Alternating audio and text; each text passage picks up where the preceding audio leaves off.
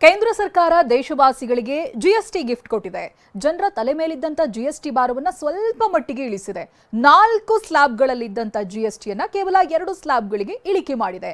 ಕೇಂದ್ರ ನಿರ್ಧಾರಕ್ಕೆ ಸಚಿವರು ಶ್ಲಾಘನೆ ವ್ಯಕ್ತಪಡಿಸ್ತಾ ಇದ್ದಾರೆ, ವಿಪಕ್ಷಗಳು ಟೀಕಿಸ್ತಾ ಇವೆ.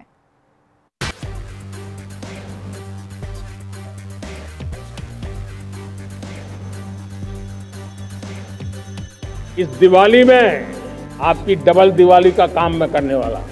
इस दिवाली में आपको एक बहुत बड़ा तोहफा देशवासियों को मिलने वाला है। हम नेक्स्ट जनरेशन जीएसटी रिफॉर्म्स लेकर के आ रहे हैं।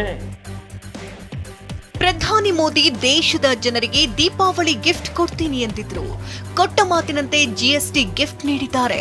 ಬಿಹಾರ ಚುನಾವಣೆ ಹೊತ್ತಲೇ ಕೇಂದ್ರ ಸರ್ಕಾರ ಮಹತ್ವದ ನಿರ್ಧಾರ ತೆಗೆದುಕೊಂಡಿದೆ. ಸಚಿವರು, ಎನ್ಡಿಎ ಮಿತ್ರ ಪಕ್ಷಗಳು ಸರ್ಕಾರದ ನಿರ್ಧಾರಕ್ಕೆ ಉಘೆ ಉಘೆ ಅಂತಿದ್ರೆ, ವಿಪಕ್ಷಗಳು ಮಾತ್ರ ಟೀಕಾಸ್ತ್ರಗಳನ್ನೇ ಪ್ರಯೋಗಿಸುತ್ತಿವೆ. ಜಿಎಸ್ಟಿ ಇಳಿಕೆ ಜನಸಾಮಾನ್ಯರಿಗೆ ಅನುಕೂಲ ಎಂದ ಮೋದಿ. ಜಿಎಸ್ಟಿ ದರ ಪರಿಷ್ಕರಣೆ ಬೆನ್ನಲ್ಲೇ ಪ್ರಧಾನಿ ಮೋದಿ ಟ್ವಿಟರ್ನಲ್ಲಿ ಶ್ಲಾಘನೆ ವ್ಯಕ್ತಪಡಿಸಿದ್ದಾರೆ. ಸ್ವಾತಂತ್ರ್ಯೋತ್ಸವದ ಭಾಷಣದಲ್ಲಿ ಜಿಎಸ್ಟಿಯಲ್ಲಿ ಮುಂದಿನ ಪೀಳಿಗೆಯ ಸುಧಾರಣೆಗಳನ್ನು ತರುವ ನಮ್ಮ ಬಯಕೆಯ ಬಗ್ಗೆ ನಾನು ಮಾತನಾಡಿದ್ದೆ. ಕೇಂದ್ರ ಮತ್ತು ರಾಜ್ಯಗಳನ್ನು ಒಳಗೊಂಡ ಜಿಎಸ್ಟಿ ಕೌನ್ಸಿಲ್ ಸರ್ಕಾರ ಸಲ್ಲಿಸಿದ ಜಿಎಸ್ಟಿ ಕಡಿತ ಮತ್ತು ಸುಧಾರಣೆಗಳ ಪ್ರಸ್ತಾವನೆಗಳನ್ನ ಸರ್ವಾನುಮತದಿಂದ ಅನುಮೋದಿಸಿದೆ ಅಂತ ತಿಳಿಸಲು ನನಗೆ ಸಂತೋಷವಾಗಿದೆ. ಇದು ಸಾಮಾನ್ಯ ಜನರು, ರೈತರು, ಎಂಎಸ್ಎಂಇಗಳು, ಮಧ್ಯಮ ವರ್ಗ, ಮಹಿಳೆಯರು ಮತ್ತು ಯುವಕರಿಗೆ ಪ್ರಯೋಜನವನ್ನ ನೀಡುತ್ತದೆ.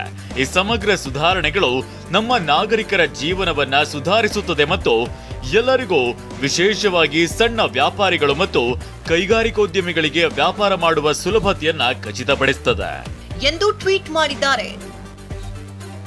ಜಿಎಸ್ಟಿ ಸುಧಾರಣೆ ಐತಿಹಾಸಿಕ ನಿರ್ಧಾರವೆಂದ ಅಮಿತ್ ಶಾ, ರಾಜನಾಥ್ ಸಿಂಗ್. ಜಿಎಸ್ಟಿ ಸುಧಾರಣೆ ಐತಿಹಾಸಿಕ ನಿರ್ಧಾರ ಅಂತ ಕೇಂದ್ರ ಗೃಹ ಸಚಿವ ಅಮಿತ್ ಶಾ ಹಾಗೂ ಕೇಂದ್ರ ರಕ್ಷಣಾ ಸಚಿವ ರಾಜನಾಥ್ ಸಿಂಗ್ ಶ್ಲಾಘಿಸಿದ್ದಾರೆ. ಅಮಿತ್ ಶಾ ಟ್ವೀಟ್ ಮಾಡಿದ್ದು, ಜಿಎಸ್ಟಿ ಸುಧಾರಣೆಗಳು ಬಡವರು, ಮಧ್ಯಮ ವರ್ಗ, ರೈತರು, ಎಂಎಸ್ಎಂಇಗಳು, ಮಹಿಳೆಯರು ಮತ್ತು ಯುವಕರ ಸಮಸ್ಯೆಗೆ ದೊಡ್ಡ ಪರಿಹಾರ ಎಂದು ಗುಣಗಾನ ಮಾಡಿದ್ದಾರೆ. ಸಚಿವ ರಾಜನಾಥ್ ಸಿಂಗ್, ಜಿಎಸ್ಟಿ ಸುಧಾರಣೆಯು ಜೀವನವನ್ನ ಸುಲಭವಾಗಿಸುತ್ತೆ, ಸಣ್ಣ ವ್ಯವಹಾರಗಳನ್ನ ಸಬಲೀಕರಣಗೊಳಿಸುತ್ತೆ ಮತ್ತು ಆತ್ಮನಿರ್ಭರ ಭಾರತ ಅಡಿಯಲ್ಲಿ ಭಾರತದ ಸ್ವಾವಲಂಬನೆಯನ್ನ ಹೆಚ್ಚಿಸುತ್ತದೆ ಎಂದಿದ್ದಾರೆ. ವಿದೇಶಾಂಗ ಸಚಿವ ಜೈಶಂಕರ್, ಭಾರತದಲ್ಲಿ ನಡೀತಾ ಇರುವ ಪರಿವರ್ತನೆಯು ಮುಂದಿನ ದಿನದ ಪೀಳಿಗೆಯ ಮೇಲೆ ಪರಿಣಾಮ ಬೀರಲಿದೆ ಎಂದರೆ, ಆತ್ಮನಿರ್ಭರ್ ಭಾರತ್ ಶಕ್ತಿಯುತವಾಗಲು ಜಿಎಸ್ಟಿ ಸುಧಾರಣೆಯಾಗಿದೆ ಅಂತ ಕೇಂದ್ರ ಸಚಿವ ಅಶ್ವಿನಿ ವೈಷ್ಣವ್ ಬಣ್ಣಿಸಿದ್ದಾರೆ. ಉತ್ತರ ಪ್ರದೇಶ ಸಿಎಂ ಯೋಗಿ, ಆಂಧ್ರ ಸಿಎಂ ಚಂದ್ರಬಾಬು ನಾಯ್ಡು ಸೇರಿದಂತೆ ಹಲವರು ಜಿಎಸ್ಟಿ ನೂತನ ನೀತಿ ಪರಿವರ್ತನಾತ್ಮಕವಾಗಿದೆ ಎನ್ನುವ ಮೂಲಕ ಮೋದಿಗೆ ಧನ್ಯವಾದ ಹೇಳಿದ್ದಾರೆ.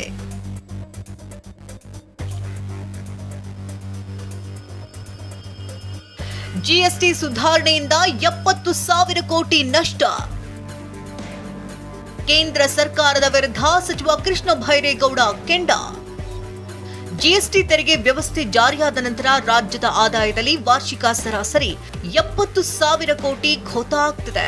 ಇದೀಗ ಕೇಂದ್ರ ಸರ್ಕಾರದ ದರ ಸರಳೀಕರಣ ಪ್ರಸ್ತಾವನೆಯಿಂದ ಹೆಚ್ಚುವರಿ 15,000 ಕೋಟಿ ಖೋತ ಆಗಲಿದೆ ಎಂದು ಕಂದಾಯ ಸಚಿವ ಕೃಷ್ಣ ಭೈರೇಗೌಡ ಆತಂಕ ವ್ಯಕ್ತಪಡಿಸಿದ್ದಾರೆ. ಕೇಂದ್ರದ ತೀರ್ಮಾನಗಳಿಂದ 2016, 17 ಮತ್ತು 24, 25 ನಡುವೆ ಆಗಿರುವಂಥ ಕರ್ನಾಟಕಕ್ಕೆ ಆದಾಯದ ಕೋತ ಸುಮಾರು 70,000 ಕೋಟಿ ಆಗುತ್ತೆ. ಇದು ಕರ್ನಾಟಕದ ಪರಿಸ್ಥಿತಿ. ಇನ್ನು ರಾಜ್ಯಸಭಾ ಸದಸ್ಯ ಪಿ ಚಿದಂಬರಂ, ನಾವು ಜಿಎಸ್ಟಿ ಬೇಡ ಅಂದ್ರೂ ನಮ್ಮ ಮಾತು ಕೇಳಿಲ್ಲ. 8 ವರ್ಷಗಳ ಬಳಿಕ ಆದ್ರೂ ಸರ್ಕಾರ ಎಚ್ಚೆತ್ತುಕೊಂಡಿದೆ, ಸ್ವಾಗತ ಅಂತ ಕುಟುಕಿದ್ದಾರೆ. Bureau report, TV9.